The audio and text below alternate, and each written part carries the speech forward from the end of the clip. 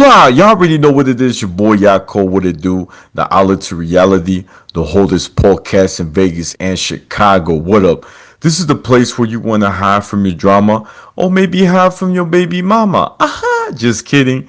Y si tú quieres cambiar tu vida, if you want to change your life, then subscribe. Ching.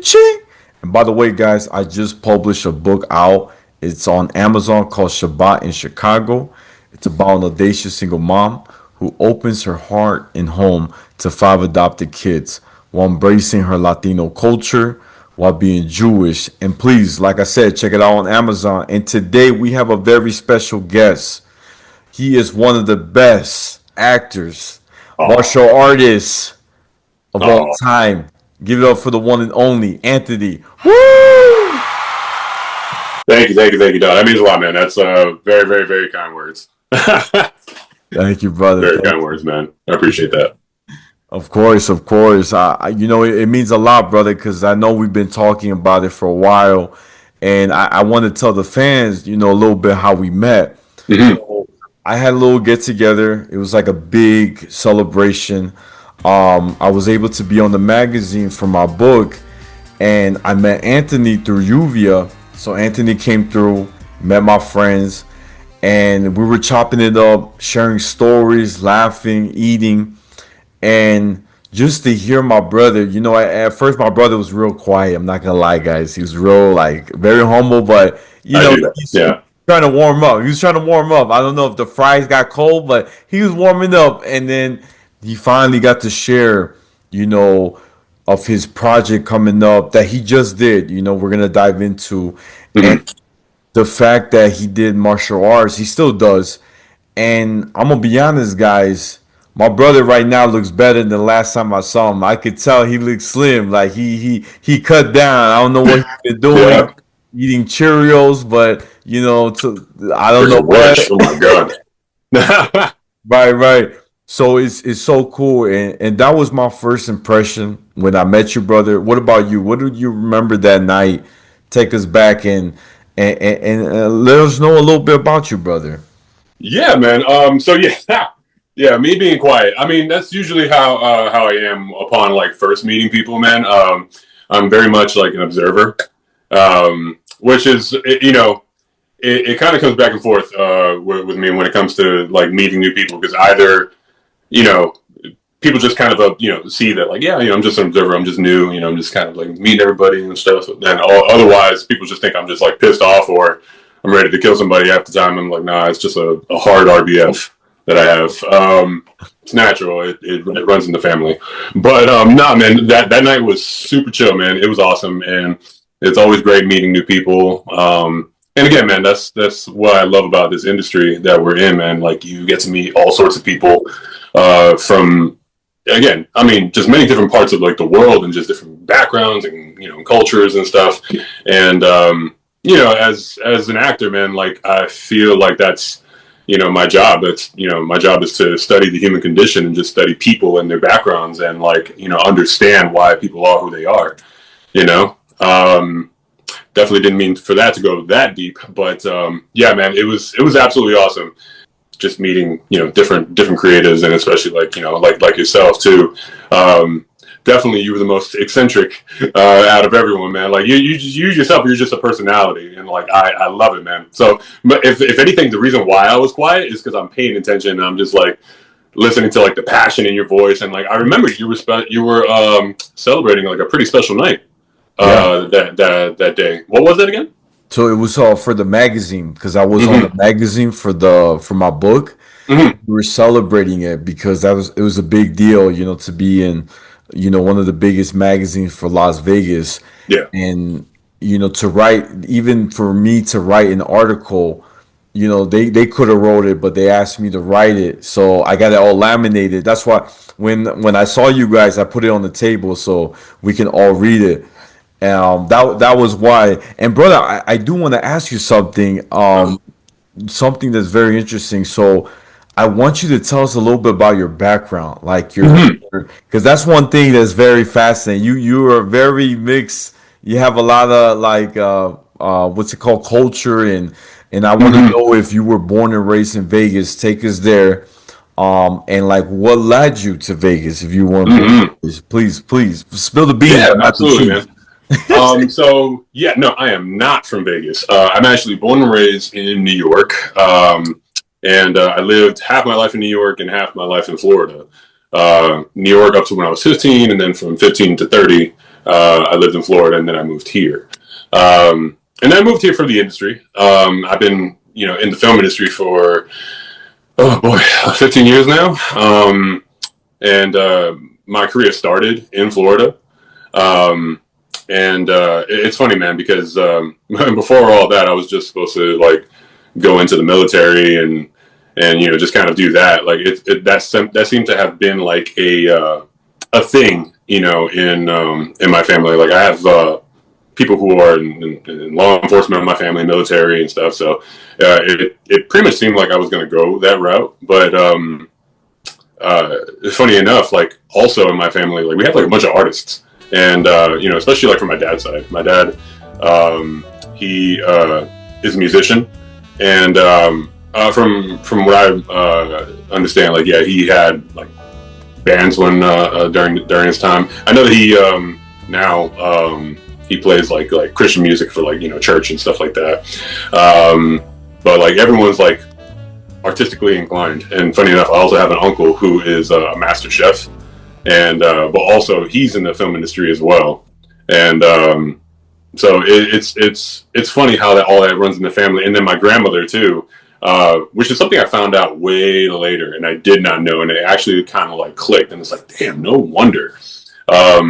She was like in entertainment too, and I believe this was like back in the Dominican Republic, if I can remember correctly. So yeah, I'm half Puerto Rican, half Dominican, on both sides of my mom and my dad's side of the family. My dad's side is actually pretty mixed in. Like that's definitely like a side of mutts because there's even also like Middle Eastern in there too. Wow. So there's that as well. But yeah, no, I know I'm kind of like jumping everywhere, but Yeah, yeah. So I yeah. also have a Taino background, which that all descends from Puerto Ricans, Dominicans, Haitians, Jamaicans, and Cubans, which is that I say that to go into the project that I had that recently released called Unconquered, that I had done, and that one was a special project too because that was like the first time ever that I've actually played like a native character, and dude, it was like again such an amazing experience, and especially to film that story with that cast and crew, and it was definitely like a bucket list moment for me. Tell us how because you shared it when we met up the first time. Tell us how you got to that role and how it all happened. Because it had, it was a big thing. Your mentor was a big, help with you having this big opportunity. Can you share a little bit about that? Because that's pretty cool. You know what I'm saying? Yeah, dude. So as with that project, so for me, I started in this business as a stunt performer. Because growing up, I had been doing martial arts since I was like 7 years old and studying, different disciplines here and there, from Muay Thai to Capoeira, Judo, Kali, and various others as well, man. Like for me, as martial arts has always been like my first love for almost everything, and I mean, I literally based my entire life on it, as far as like my discipline, as far as training in the gym, and then even just how I navigate through the film industry and just studying people and just getting to meet people and how I treat people as well. Martial arts has always been like the center of everything. And so with that, yeah, I ended up getting into stunt work. I mean, just again, always having a passion for it, growing up watching people like Tony Jaa, Jackie Chan, Bruce Lee, Van Damme, freaking, Steven Seagal, Scott Adkins, like all these great stars, man. I've always wanted to do those things. And then growing up watching all sorts of different movies, from superhero movies to action comedies to, straight up like hard action movies like Rambo and like Missing in Action, things like that, man. I've always been, very, very well inspired. And so started off in stunt performing, and then eventually I got into acting, because from stunt performing I ended up getting into, well, no, I ended up starting my own like action team years ago, and that was just kind of like my way of, you know, putting myself out there, creating content, and just trying to create my own work. Because I tell you what, man, and you already know this, you can't wait for other people to give you an opportunity. You have to like create your own opportunities, and create your own content for people to see what you can do. And yeah, man, otherwise you'll be waiting a long time, you know. So I ended up doing that, and I started uploading things to, you know, like YouTube, and I was starting to learn like Facebook and stuff like that during that time. And yeah, man, and then from there I ended up getting like my first lead role like in a short film, which I played like a military veteran, which is freaking hilarious because like when I started, before I started this business, I was supposed to like join the military, and then I ended up, all I had to do was like swear in, like I already passed like the ASVAB and all that stuff, whatever. And then like super last minute, I just like, nah. My parents wanted to kill me, and because they you know they really wanted me to do that, and just because like I also had no other plans. You know, I hated school. I mean, I like learning, but I hated school, if that makes sense. And yeah, you know, for me, I just didn't feel like wasting my time, you know, going to college on something that, you know, again, if I didn't feel like it was going to serve me in my career, or what it is that you know that I had a passion for, I didn't want to go ahead and do that. I didn't want to do the military just because that's not really what I wanted. That was what my family had wanted. Not doing that, and then literally, my parents made me a deal. They gave me like a year to like do something with this whole film thing. It's like, yeah, you got to get at least like one role or maybe a few, and like we'll talk about it then. You know, like we see like, okay, this isn't working out for you, then all right, you got to go ahead and enlist. I'm like, fine. And sure as shit, freaking 3 months later, I end up getting cast in this short film where, funny enough, I play a military veteran. Wow. And it's just like life finds a way. Man. You know, so that's just like the irony of that. And so now skipping all of that to going into this short film that I did. Yeah, I got originally brought in as a stunt performer. And funny enough, man, people are probably like just now knowing this. I was a recast, as a matter of fact. Somebody else had had my part for that short film, Unconquered is what it's called. And that film is about the largest slave revolt, where essentially the Seminoles were taking in like black slaves, and that's where they were seeking refuge. And so the natives had welcomed them in to basically escape from, you know, slavery.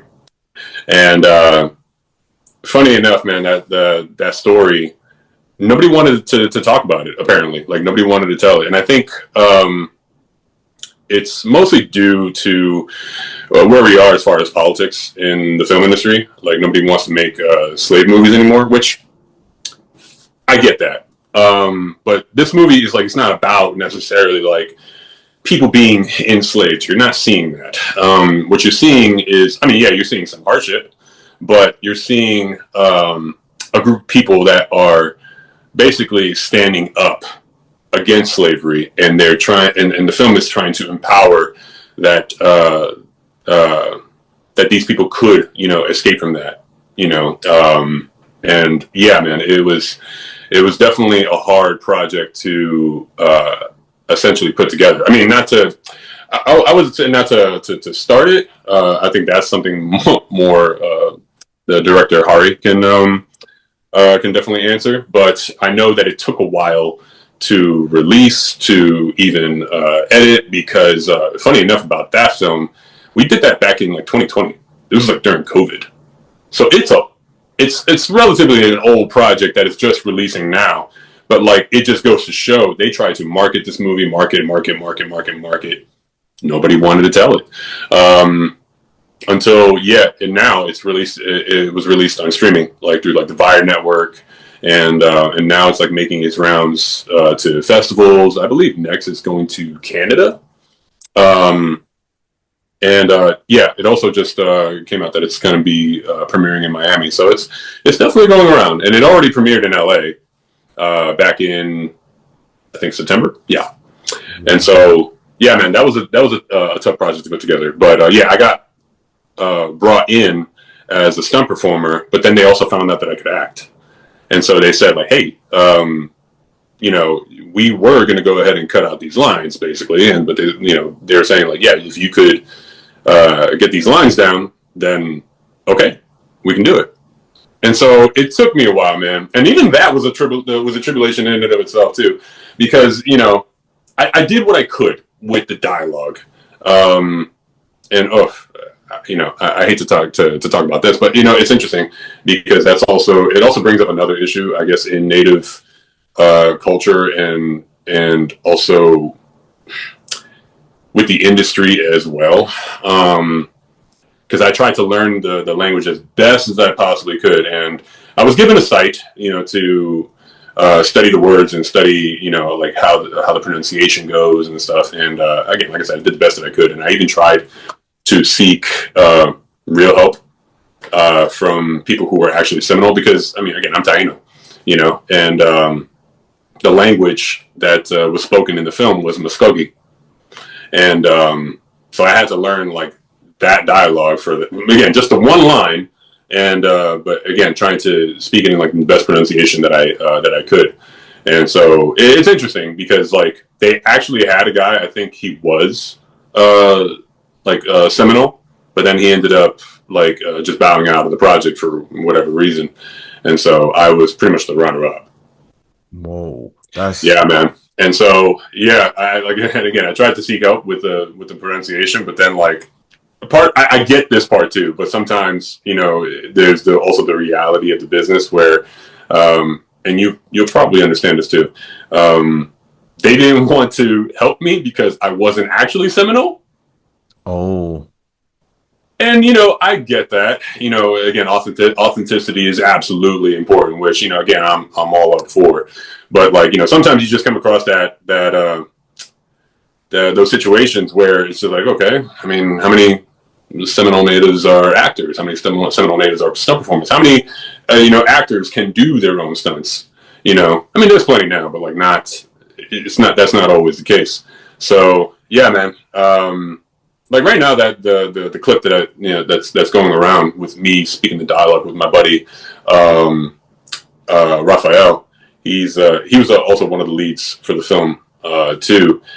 It's definitely gotten like really great traction, and honestly, I've gotten nothing but great feedback. But other than like maybe like one person that was just like, you know, who actually speaks Muskogee, like, that's not exactly how the pronunciation goes, you know. And I'm absolutely open with like telling the story, with like, yeah, you know, we did the best that we could, you yeah, know, with what, you know, with what we had and during the time that we had it, because yeah, even for me, like I only had like so much time.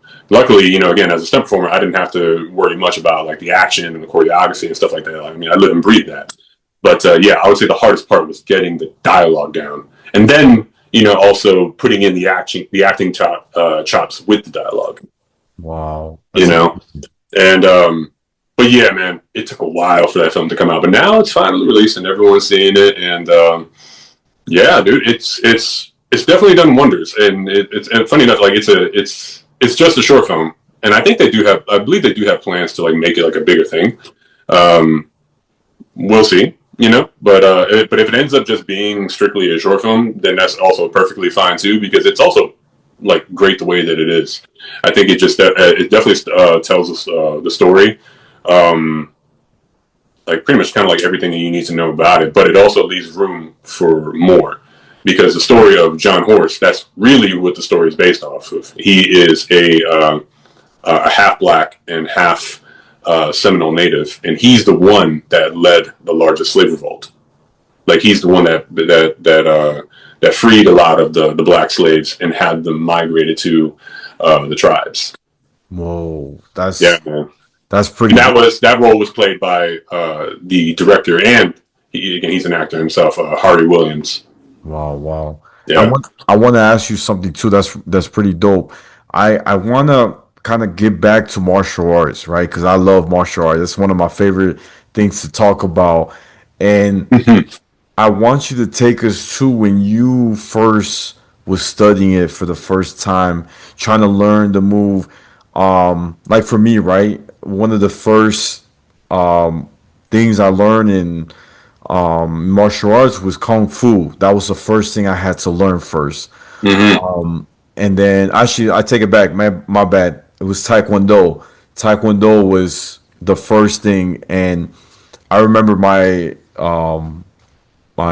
instructor.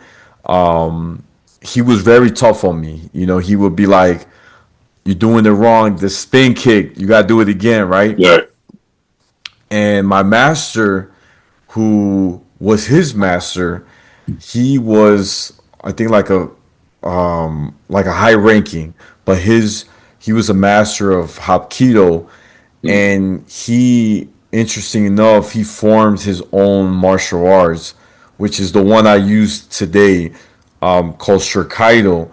And what he did was he studied jujitsu, very similar to you, jujitsu, what's it called, kung fu, Muay Thai, and he formed his own martial arts, which is called Shurkaido, which means streets martial arts. And it's cool, kind of like Bruce Lee, Jun Kundo, but Yeah. his thing is specifically for only combat. Like, if someone's trying to pull a knife, you trying to disarm it, mostly to use for like to help police forces like that. It's like strictly for like self-defense, not exactly competition. Yes, yes, Right. exactly. Thank you, brother. Thank you, brother. Hmm. More military style. And it was so cool to be one of his first students to, like, earliest students to learn this style.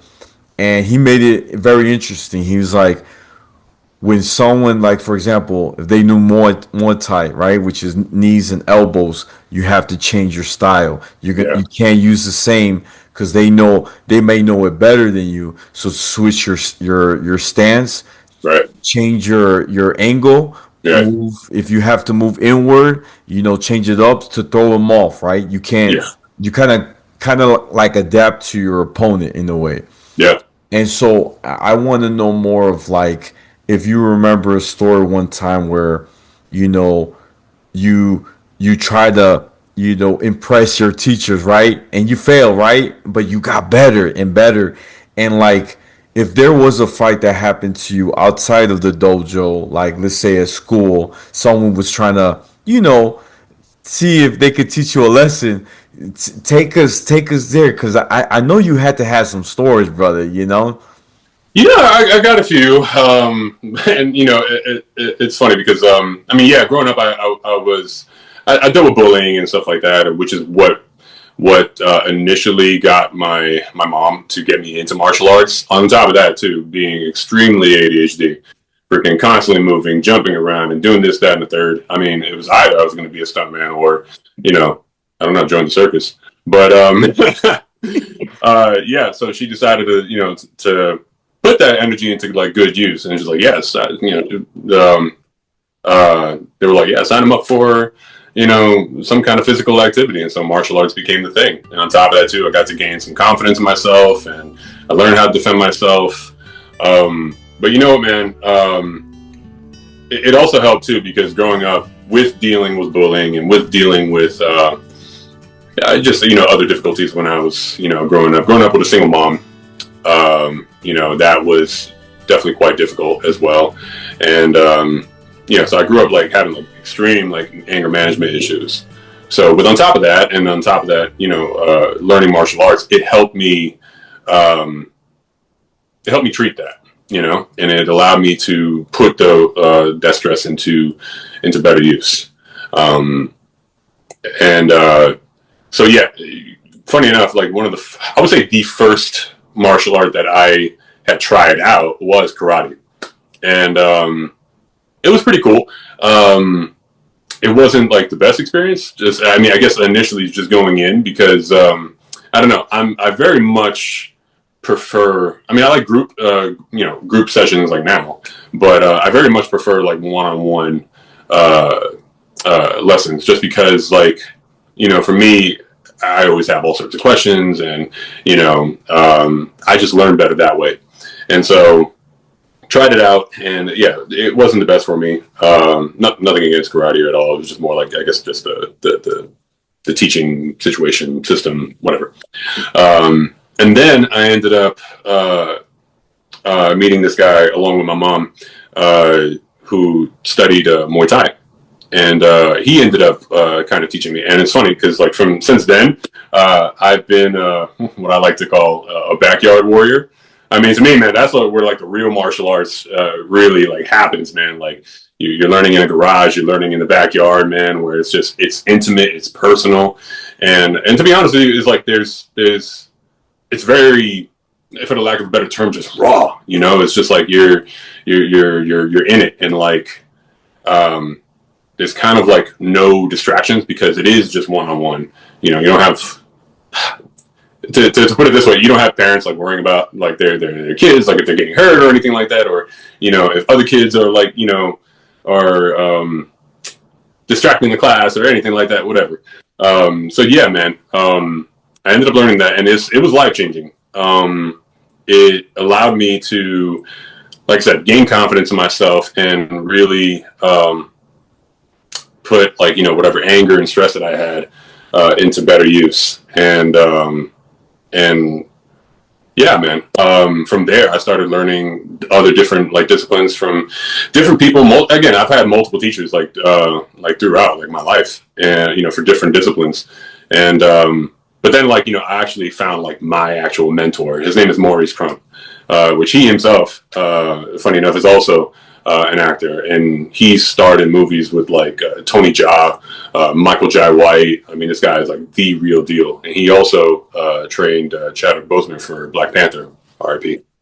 Whoa. Yeah, man. And so he's been my teacher since I was 19 years old, and so yeah, I'm 32 now, and so he's like, funny enough, I literally just got off the phone with him just earlier today, and like every time, whether it's in person or it's even on the phone, man, there's always a valuable lesson to be learned. Very rarely do we just like bullshit, but because for the most part, I mean, he's a chill guy, but like he's also kind of like a very disciplined and like a serious dude himself. Like for him, it's like it's about the work, it's about developing yourself and bettering yourself any chance that you get. Right. If whatever it is that you're doing, if it's not bettering you, then you're completely wasting your time.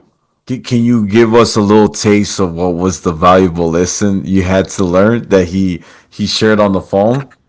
No, today we were just bullshitting, but Oh yeah, but for the most part though, I mean, I would say the valuable lesson that is that's constant, that's been constant, I should say, throughout our years was for me to be able to take things slow.